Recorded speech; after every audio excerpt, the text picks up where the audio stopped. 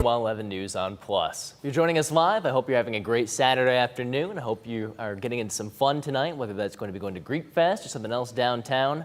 I was over the edge earlier today. I almost got blown away by those winds. Meteorologist John Birchfield joins us. John, are those winds going to be sticking around? Those were really cold. It was breezy again. I'm sure folks at the Black Swamp Arts Festival in BG were also feeling that wind. It is going to turn calmer tonight and into Sunday, but it's still going to be on the cooler side. High temperatures are only going to be in the upper 60s. You'll still need that light jacket, but not quite as much of a breeze. And there is going to be a mix of sunshine and clouds. We'll call it another partly sunny day. Seeing those fair weather clouds dotting the sky right now through that Elk and Elk downtown cam. Sustained winds out of the west-southwest at 14, and I'm seeing gusts right now of 24 miles an hour with those temperatures well below average in the upper 60s. Across the weather map, everyone's in the 60s this evening, including the lakeshore. It is cooler west of town, 64 in Lenawee and 64 degrees in Fulton County. Across the Great Lakes region, you can see the impacts of a cold front, 60s in Pittsburgh and Cleveland, 50s towards Grand Rapids, where it feels like autumn. That cold front now moving off towards the east coast, as well as those clouds drifting in out of Michigan, some of those fair weather cumulus clouds.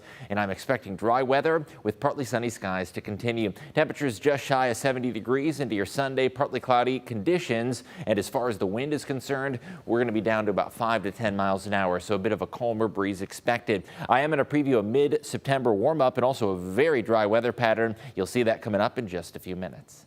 All right, John, we'll get more details soon. Definitely weather for a coat. The 53rd annual Greek American Fest continues this afternoon at 1 o'clock. It kicked off yesterday at the corner of Summit and Cherry. It's a downtown Toledo tradition. Greek Fest attracts hundreds to the tail end of festival season to Lucas County. Visitors can enjoy authentic Greek food, imported wines, and craft beers. Well, looks like we don't have a SOT there, so we're going to skip ahead.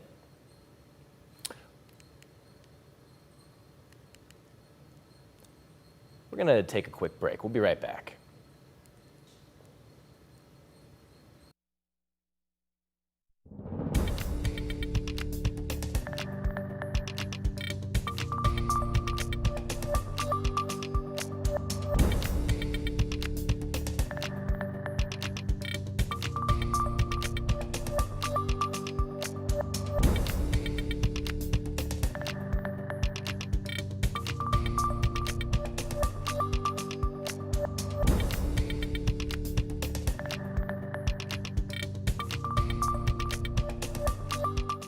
Welcome back in. Don't worry, we've got everything figured out. The Trump administration is pushing to rename the Department of Defense. This comes as there are now new calls, including from the president's former Surgeon General, to fire Health Secretary Robert F. Kennedy Jr. CBS News has more.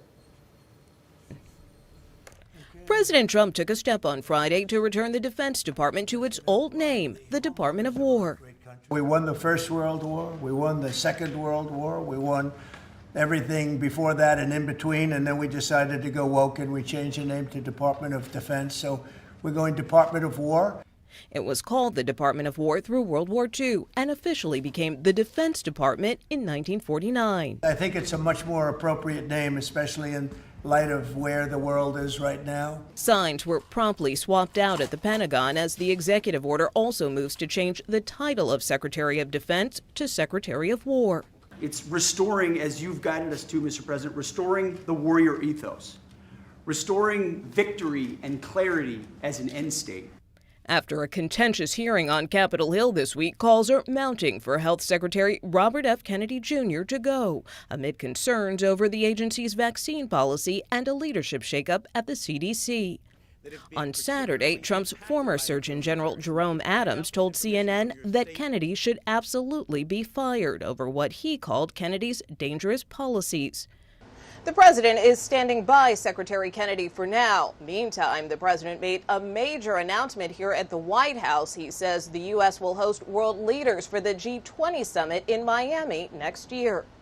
The president said Friday his golf course and spa in Doral will host the summit at cost and will receive no profit from the State Department or a foreign government.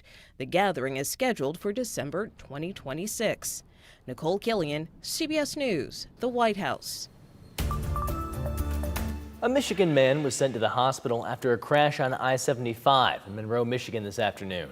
The Monroe County Sheriff's Office says a tractor trailer was driving north on I-75 near Nadeau Road when it slowed to a stop due to traffic congestion for an approaching construction zone. At that point, a car driven by 32-year-old Jonathan Martin of Rockwood struck the rear of the semi. Martin was not wearing a seatbelt. He was transported to the hospital where he was listed in critical condition. Meanwhile, the driver of the semi was not injured and was released from the scene. The sheriff's office says distracted driving was a factor in the crash.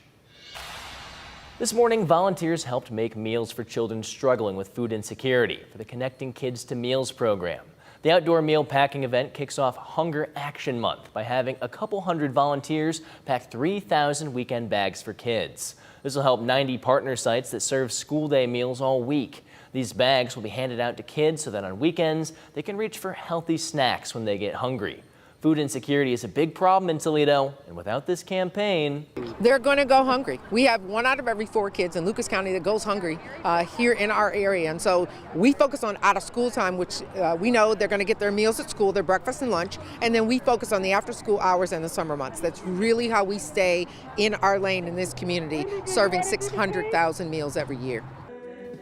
there are also kids and adults doing encouragement cards put in the weekend bags. Sponsors will match donations from the community up to $150,000, so now is the time to donate. This weekend is the Toledo Home Show at the Glass City Center. Dozens of local home improvement professionals are set up at the event to give some pointers and offer a helping hand. This year's exhibitors range from repair services to exterior remodeling. One local business at the show says it's a great starting point for a project of your own. Toledo's big. It's a big market for home improvement. So you can't miss when you go to these shows. You'll find something for your house. Well, in case you missed it today, there's one more show scheduled for tomorrow, starting at 10 a.m. and running through 5 o'clock. Rappelling down the side of a 16-story building is not for the faint of heart, but some brave souls overcame their fears to help raise money for the Victory Center. WTOL 11's morning anchor Kaylee Kirby emceed the 9th annual Over the Edge event this morning. I helped MC it this afternoon, raising funds to help support cancer patients and survivors. Every dollar raised stays local, and the Victory Center provides things like free yoga, free wigs, support groups, counseling, and art therapy. The goal this year is $200,000, and people coming down the building are thrilled to help the center reach that goal. You know what? Most people are obviously a little nervous when they first start, but everybody who lands says, oh my gosh, that's amazing. So happy to do it. It's such a thrill. There was also a dunk tank to help keep spectators entertained between people rappelling down the side of the ProMedica and Key Bank building. This weekend, you can get your share of art, music, and food all in one spot. It's the 32nd annual Black Swamp Arts Festival in downtown Bowling Green, boasting regional and national musicians, along with over 150 artists over 3 days. It's Ohio's largest free music and arts festival with artists from all over the country. Now, if you can't find what you're looking for here, it probably doesn't exist. Oh, just all kinds of different art and paintings and ceramics and different prints. Everybody's got a different style and kind of eclectic, and anything that you've got a taste for is probably going to be here in some capacity. Yeah, I'm going to go home with an empty car. That's good, the stuff's getting heavy. They also have a teen art area featuring competitions like Beat on the Street and Chalk Walk, where local high schools compete to raise money for their school. And as we mentioned, the 53rd annual Greek American Fest is still happening right now after it kicked off yesterday at the corner of Summit and Cherry. It is a downtown Toledo tradition. Greek Fest attracts hundreds of people at the tail end of festival season right here in Lucas County.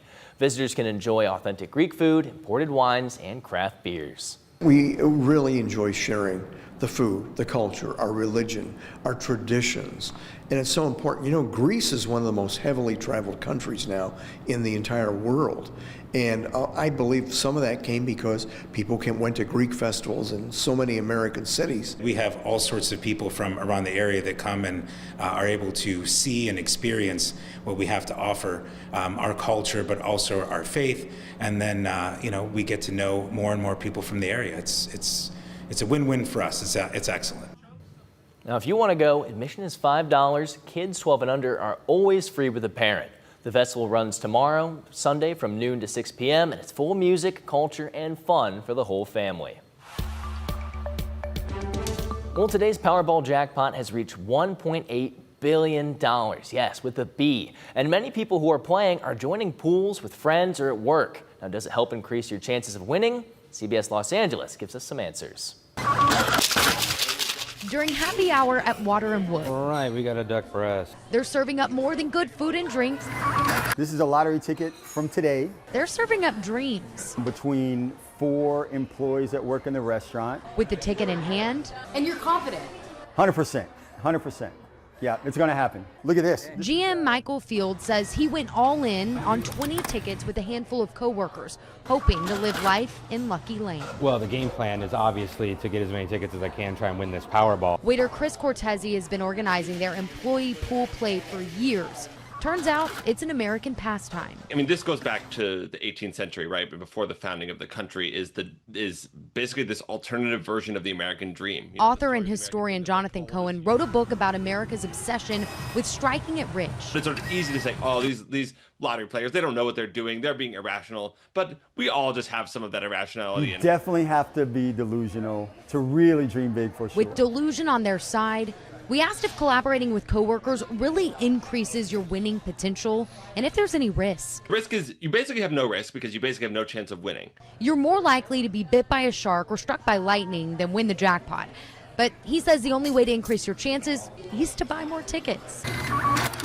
There is this sort of outside possibility that whoever does buy the ticket is going to show up and claim that they bought it and they're the only ones who get any of the money. We're very trustworthy here. We are anticipating having no issues with anybody. For folks at Wood and Water, look at this. They aren't too worried about sharing the pot of gold. Just want to win. I'm happy with a quarter of the $1.7 billion, no doubt about that. Well, I think the key word there was delusional. Well, tonight's Powerball drawing will be at 11 p.m. You can stay tuned right here on WTOL 11 for those winning numbers. Want to see more breakdowns of viral trends and 60-second stories? Check out our WTOL 11 social media pages over on YouTube, TikTok, and Facebook. Now let's get things over to meteorologist John Birchfield with a full look at your forecast. Hopefully my hands get a little less cold later this week. Yeah, you're not going to need the gloves quite yet, but it is going to be a chillier conclusion to the weekend. Sunday's forecast is going to once again be in the upper 60s. A mix of clouds and sunshine expected, and temperatures a solid 10 to 15 degrees below average. Over the course of Saturday evening, we have been stuck in the 60s, right around 68 in the metro, and cooler conditions west of town in the middle 60s. A fair weather cloud cover filling the sky. Currently nothing that'll bring us rainfall, but still some cumulus clouds dotting the sky. And as far as the rainfall is concerned, we really are starting to need it, and there's a developing moderate drought shown in this brown color across portions of Wood County, Hancock County, most of Henry and Putnam counties, and then back towards Defiance and Van Wert. There is a moderate drought that is ongoing as a result of the rainfall deficit. There is rain moving off towards the east coast with this cold front, and in the wake of the cold front, we are left with some cooler conditions, feeling like autumn into the weekend. Now, there is going to be the risk of some severe storms in some of those metropolitan East Coast cities, although storms not going to be in the part of that 10-day forecast with a very dry stretch of weather. So let's talk temperatures into your Sunday. It's going to be another day with highs in the upper 60s. Going to turn very chilly into Monday morning with those lows plummeting to the low to mid 40s. Heading out to the Black Swamp Arts Festival for your Sunday. Temperatures expected to be in the upper 60s, and there will be a little bit of a breeze, generally between about 5 to 15 miles an hour in Bowling Green, but overall a calmer wind than we've experienced over the last 48 hours. Weather impacts that we're tracking: a calm and cool night, winds diminishing after dark this evening. Sunday is going to be cooler and a dry day, and through the middle of the month we are expecting a pattern change, and that is going to usher in some changes in the temperatures at least. Warmer conditions are going to be expected through the middle of the month as temperatures gradually rebound to the 80s. Now, that pattern change, unfortunately, is not likely to come with any sort of precipitation.